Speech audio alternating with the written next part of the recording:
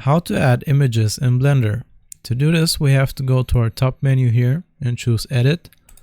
And from here, we're gonna go to Preferences. And now you wanna look for add-ons and you're gonna type in image to find it more easily.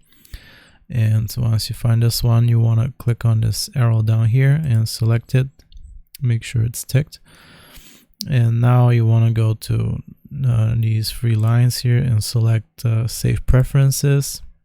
Very important to select that.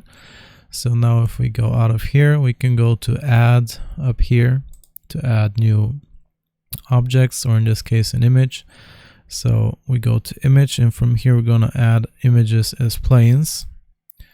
And now I'm going to go to my file here, and you may notice that you can't see the image as for now. And the way we fix this is we go to the viewports here on the right hand side, and you want to select viewport shading. Once you do that, your image will appear. So that's how you can add images in Blender. I hope this was useful. Remember to like and sub, and I'll see you next time.